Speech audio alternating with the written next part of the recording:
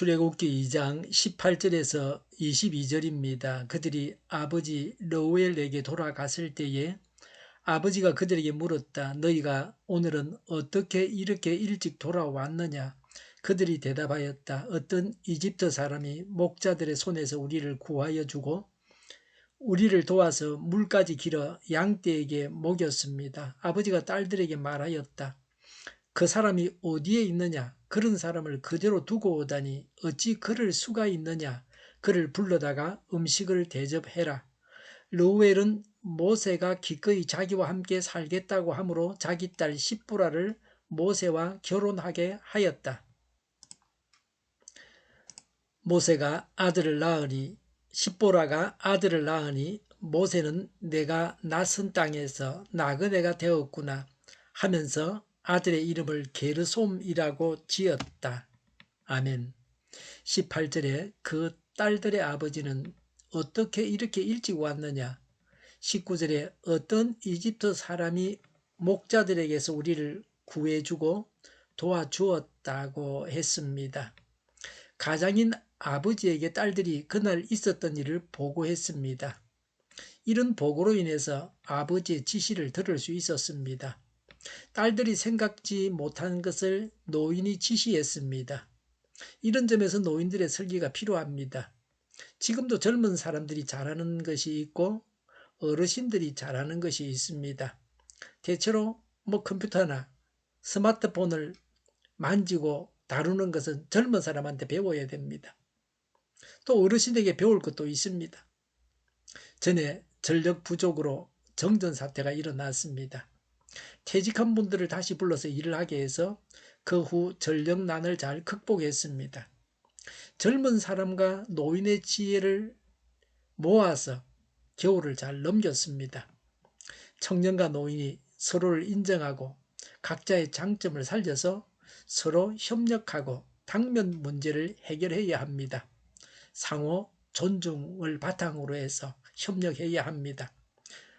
나이가 어리다고 무시해도 안 되고 나이가 많다고 무시해도 안 됩니다.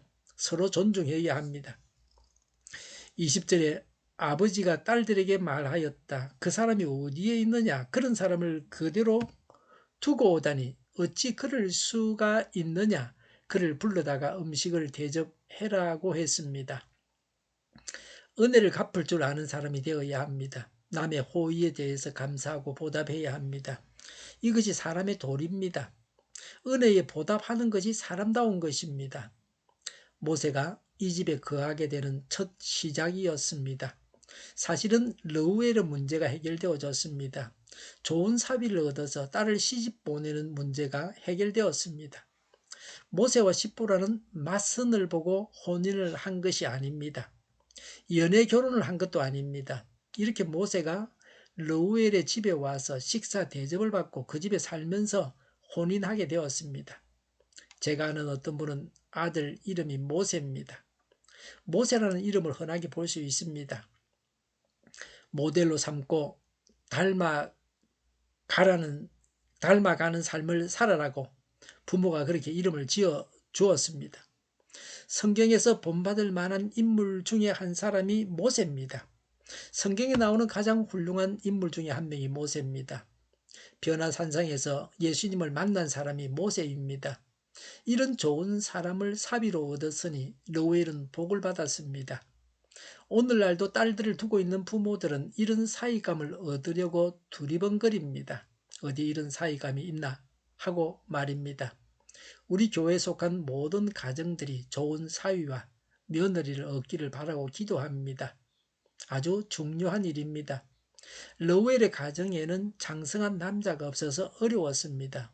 그런 어려움이 해결되었습니다. 르우엘은 너무 연로해서 양떼를 먹이지 못했던 것 같습니다. 이후로는 모세로 인해서 양떼들에게 물을 먹이는 것이 쉬워졌습니다. 빨리 먹일 수 있었습니다. 물을 먹이기 위해서 기다리지 않아도 되었습니다. 오래 기다릴 필요가 없었습니다. 7명의 딸들이 하지 못한 일을 모세 한 사람이 했습니다. 르우엘은 좋은 일꾼을 얻었습니다. 21절에 르우엘의 딸 십보라와 모세가 결혼했습니다. 혼인으로 모세와 르우엘은 맺어졌습니다. 모세와 로웰은 서로 남이지만 사위와 장인으로 아주 가까운 사이가 되었습니다. 로웰의 입장에서는 좋은 사위를 얻었고 딸을 시집 보낼 수 있어서 좋았습니다. 모세는 호랍이 신세를 면하고 자녀를 얻게 되어 좋았습니다. 모세는 외톨이였는데 처가지만 가족이 생겨서 좋았습니다. 로웰은 지혜롭고 착한 사람입니다. 이후에 로웰의 자손들은 이스라엘 자손들과 좋은 관계를 맺습니다. 하나님께서 이렇게 모세를 위해서 예비해 두셨습니다. 사람이 죽으라는 법은 없습니다. 하나님은 사람이 상상하지 못하는 것들을 준비해 놓고 계십니다. 우리가 믿음으로 순종해서 하나님께서 예비해 놓으신 복을 다 받아서 누려야 합니다. 이렇게 해서 모세는 광야에서 40년을 살게 됩니다. 양떼를 먹이는 것이 거의 주된 일이었습니다.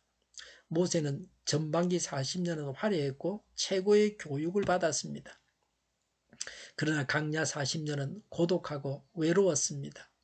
머리 쓰는 일이 없었습니다. 이집트 왕궁에서 정적을 물리치기 위해서 머리를 써야 했던 그런 일이 없었습니다. 모든 정치 활동을 중단했습니다. 자기 백성을 위해서 아무 일도 할 수 없었습니다. 초야에 묻혀 살았습니다. 인생 공부라고 할까요? 밑바닥 인생을 경험했습니다. 숙성되는 과정이다라고 생각할 수도 있습니다. 양들하고만 살았으니 아주 착하고 순박한 사람이 되었습니다. 이방인이 어쩌니 하는 것을 따질 여유가 없었습니다. 아무도 모세가 이방인 안에 십보라를 얻은 것을 두고 문제 삼지 않습니다. 삶의 여건이 이럴 수밖에 없었습니다. 지금도 친일파 논란으로 시끄럽습니다. 일제시대의 친일파가 아닌 사람이 어디 있습니까? 친일파 아니면 어떻게 숨을 쉬고 밥을 먹고 살아갑니까? 저 사회에서 좀 내놓으라는 사람들은 다 일본 사람과 관계를 맺어야 됩니다. 일본 통치를 인정하지 않고서 어떻게 살겠습니까? 독립운동 하신 분들이 훌륭하다는 건 더 말할 필요가 없습니다. 특별한 분들이십니다. 북과 중공에 우리의 안보를 맡기겠습니까? 지금 중요한 일은 적화 통일되지 않는 것입니다. 그러기 위해서 미국과 일본이 중요합니다. 오죽했으면 김일성이 가끈 논리를 세웠겠습니까? 가세 끈이 한 개만 끊어줘도 가시 날아간다. 미국이든 일본이든 하나만 관계를 끊어라. 그러면 적화 통일이 된다는 겁니다. 그런데 지금 우리를 위해서라도 미국과 일본은 아주 중요한 나라입니다. 대한민국의 보존을 위해서 자유민주국가를 유지하기 위해서 미국과 일본이 중요합니다. 21절에 로웰의 간주를 보면 모세의 장인은 민수기 10장 29절과 사사기 1장 16절 또 사사기 4장 11절에서는 호밥이라고 했습니다. 출애굽기 2장 21절에서는 로웰입니다. 출애굽기 18장에서는 이드로라고 했습니다. 성경에서 이름이 동일한 사람이 3개나 나옵니다. 우리가 기억해두면 성경 이해에 도움이 됩니다.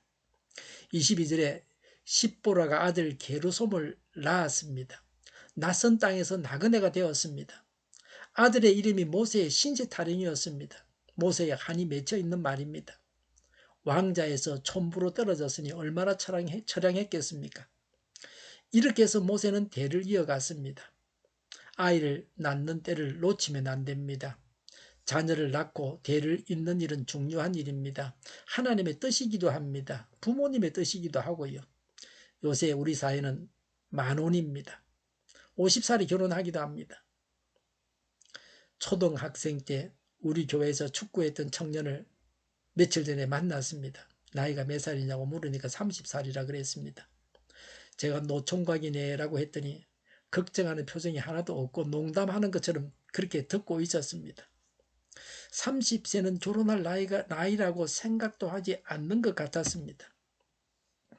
독신으로 사는 사람도 많습니다. 요새는 미혼이라고 하지도 않습니다. 미혼은 해야 할 결혼을 하지 못했다는 뜻이죠. 비혼이다. 결혼하지 않음이라고 말합니다. 결혼을 꼭 해야 할 것으로 보지 않습니다. 출산율이 세계 제1로 저조합니다.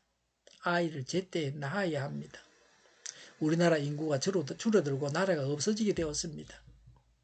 교회의 어린이 교회 학교가 사라지고 있습니다. 노인들만 사는 동네가 수두룩합니다.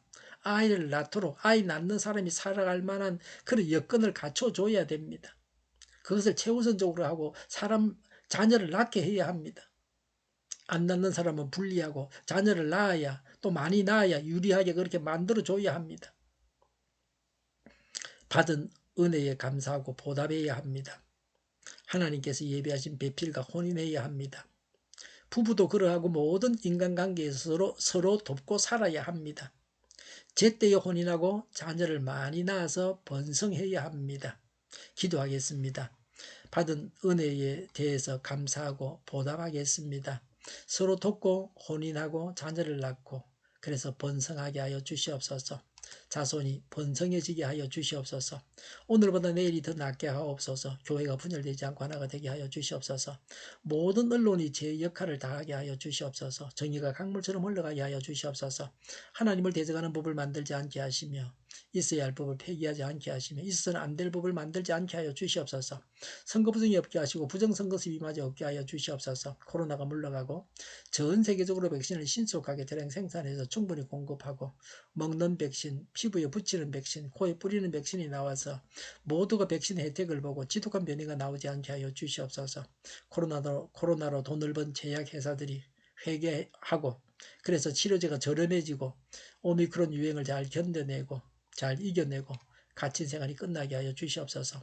수도권과 부산과 영도의 환자 폭증을 막아 주시옵소서. 주일 준비를 잘하고 내일은 하나님 앞에 아름다운 예배를 드리게 하여 주시옵소서.